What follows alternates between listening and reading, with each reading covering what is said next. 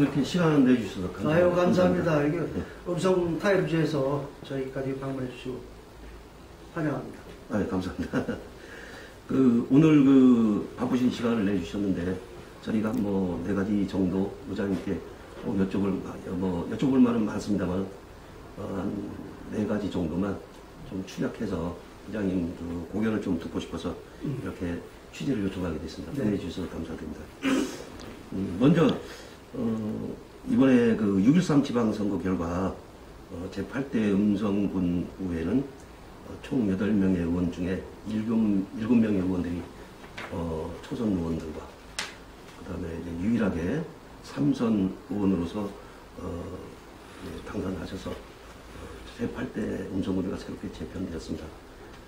유일한 3선 의원이시면서 또 의장이시고 그 어느 때보다도 그 역할이 국민들이 의장님께 거는 기대도 크고 그 역할도 막중하리라고 지금 저희가 생각됩니다. 먼저 국민들께 저희 신문사를 통해서 제8대 음성군의회의 수장으로서 한 말씀 먼저 해주시기 바랍니다. 그래서 늘상 국민 여러분께 그 말씀을 드리는 사람입니다. 국민 여러분들이 참 염려하시는 부분이 8대 의원의 구성은 의장인 저 하나만 3선 의원이고 나머지가 전부 초선 의원이다. 그렇습니다. 과연 초선 의원으로서의 의회 견제 기능이 있겠느냐, 아니면 제대로 된 행정감사나 공정질문이 잘 이루어질 것이냐는 그 염려의 목소리는 제가 잘 듣고 있습니다. 근데 우리 초선 의원이라 하지만 의원님들이 사회적인 위치에서 많은 경험과 사회활동을 하시고 군정을 들여다보고 군정의 어려운 점을 잘 알고 있고 무엇이 바뀌어야 되었다는 걸 잘 알고 있어요, 우리 의원님들이. 그래서 그냥 일반적으로 생각하시는 것보다는 그래도 우리 의원님들은 준비되는 의원이시다 이렇게 생각을 하고 있고요.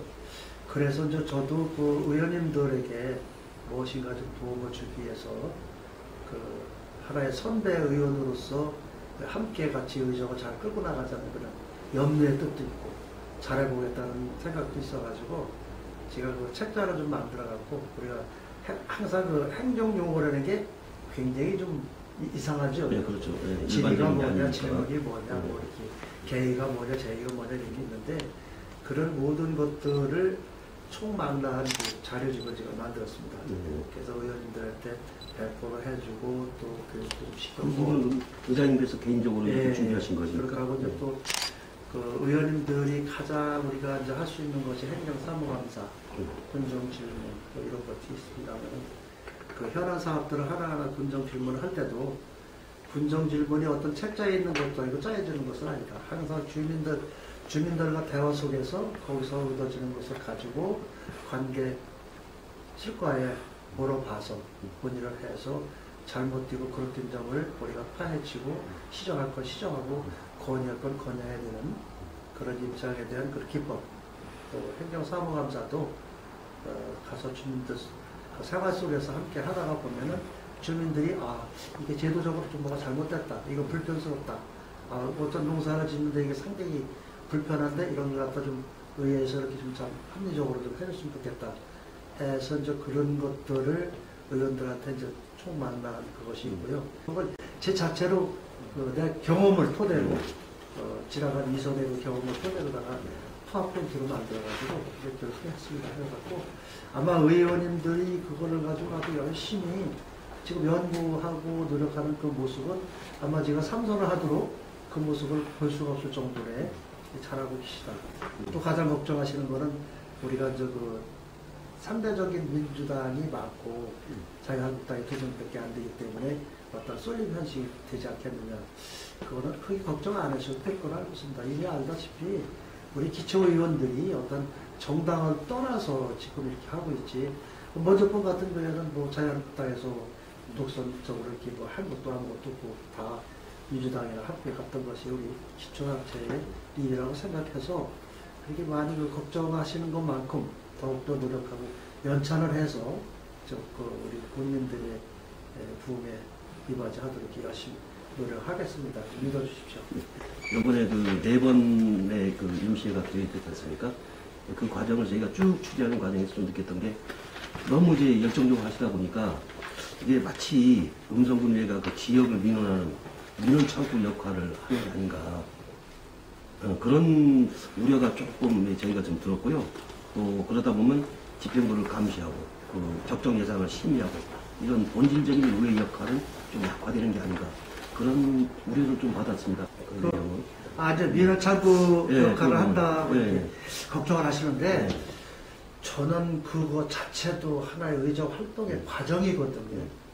주민의 소리를 들었기 때문에 우리 전달하는 의사 전달기도 주민이 요구하는 사항이기 때문에 하는데 저는 조금 그래도 좀 이해를 하는 것이 이제 뭐 의회 개원한 지 100이 좀 넘어서 이제 이런 단계인데 그런 단계에서 얼마만큼 그 군정이 집행부라든지 군정 돌아가는 것을 파악을 하겠어요. 사실은 그런 과정은 좀 필요하다고 보고 우선 자기들이 가장 먼저 역할을 할 수 있는 것이 지역 대변인이 될 수밖에 없다.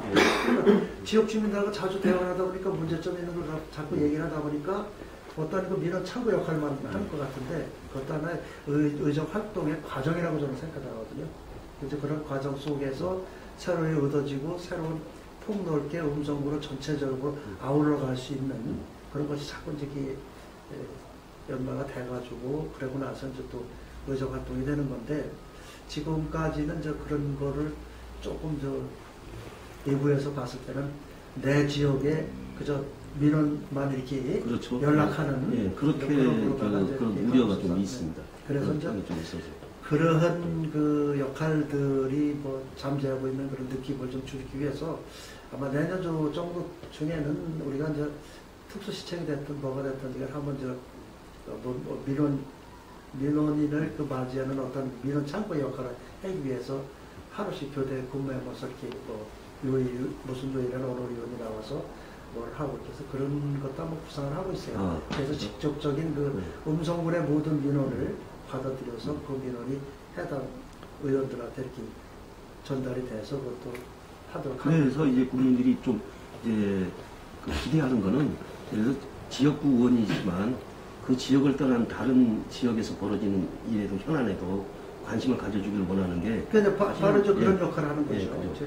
제가 만약에 그날 와갖고 민원인들하고 얘기했을 때는 삼성소도 되고 대수도 소리도 오면은 그 지역의 현안 상황이고 민원이 이거고 어려움이 뭐라는 걸 갖다가 많이들 얘기해 주실 거 아니에요. 그러니까 같이 공유할 수 있는 기회가 되는 것이고 아직까지는 그 자기 지역 관리만 하고 있지 사실은 뭐 대수 삼성 다선거구 의원이 가선거구 소위나 예. 원남까지 챙긴다는 거는 조금 어려움이 있잖아요. 다만 의원들 간의 대화 과정에서 공유할 수 있는 건 있겠죠. 지금 현재 민선 7기, 6기 음성군 집행부에서 추진했던 어떤 사업 중에 여전히 이제 갈등이 해소되지 않는 사업들이 많습니다.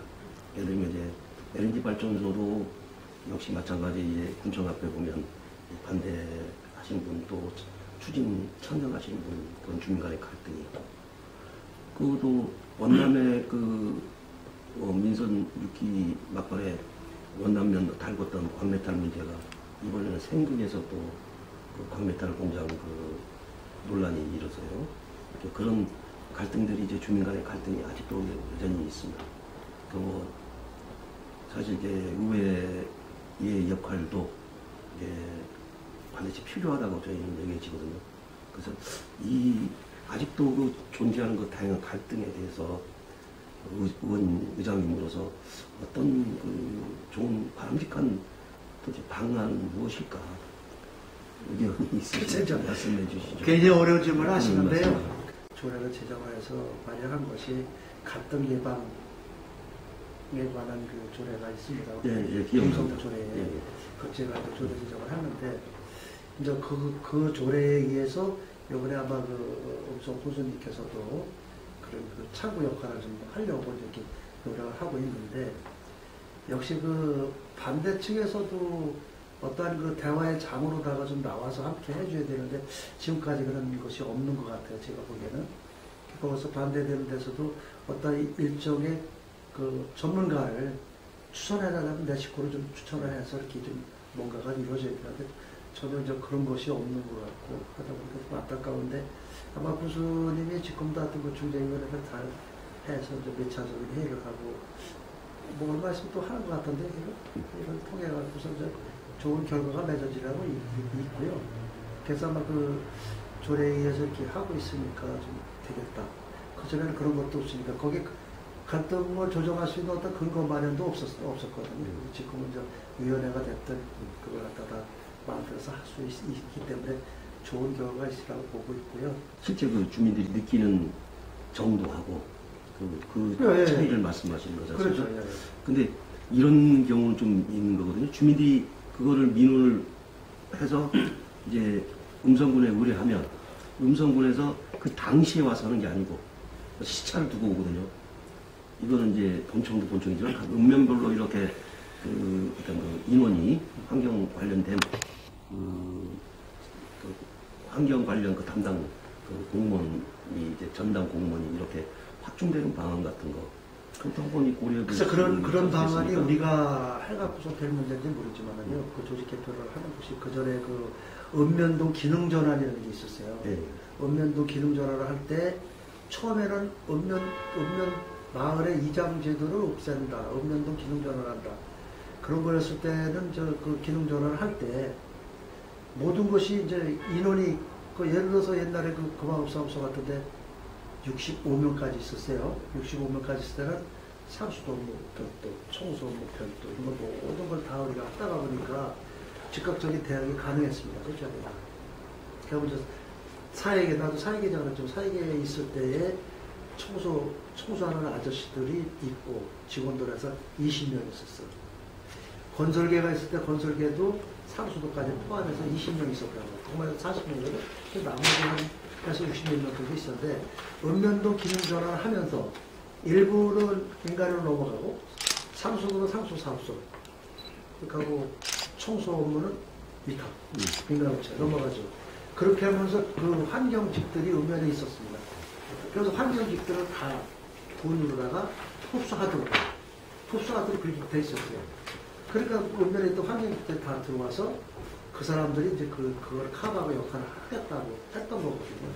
근데 막상 이제 시행을 하고 보니까 지금 말씀하신 게 그게 맞는 얘기거든요. 읍면에서 어떻게 됐든요. 그래도 읍면에서 담당자가 하나 있음으로써 자기 읍면만 커버하면서 시축적으로 움직일 수 있는 거 바람직한 거거든요. 저는요. 네, 좀 이제 8대 음성군의 앞으로의 방향이라든가 좀 간략히 좀 소개해 주십시오. 제가 그 국민들에게 말씀드리고 싶은 사항은 그렇습니다. 우리 국민의원들도 이제는 항상 그 배움의 자세로서 공부하고 연구하지 않으면 주민들을 따라가지 못합니다. 그래서 주민 가까이에서 듣고 보고 국민의 소리를 잘 생각을 하고 실현해주는 그런 실천하는 의회, 신뢰받는 의회가 되기 위해서는 자기 연차는 물론이고 주민과의 많은 대화를 하거든요. 우리 의원님들 보고도 그런 얘기를 한다고. 의정 활동이 어느 한 교과서처럼 나와 있어서 그걸 공부를 해가지고서는 한다라고 보면은 우리 같은 사람에게까지 의원이 안 온다. 머리 좋으신 분들이 하지. 근데 그 우리 의정 활동이라는 것은 항상 국민 속에 같이 함께하면서 생활조직을 함으로써 그 속에서 뭔가를 얻어내고 그 속에서 아까도 얘기했지만 시정할 것이 나오고 제도 개선할 것이 나오고 건의할 것이 나오고 제척시킬 것이 나오고 다 나오거든요. 그렇게 해서 저희가 그래서 실천하는 의회, 신뢰받는 의회로다가 정했거든요. 겸손한 자세, 낮은 자세로다가 열심히 하다가 보면은 우리 음성군에서 하고 있는 대한민국의 중심, 행복한 음성 만들기에 우리가 함께 있지 않는가 이렇게 생각하고요. 화합하고 소통하는 그런 행정, 실천으로다가 전문성을 높여가면서 국민을 위한 것이 무엇인가를 늘 고민하는 의회가 되겠습니다. 그리고 음성군 의회와 아름다운 동행을 국민들께서 함께 해주시면은 저희가 많은 관심 가지고 국민들 위해서 열심히 성원에 보답을 하도록 하겠습니다.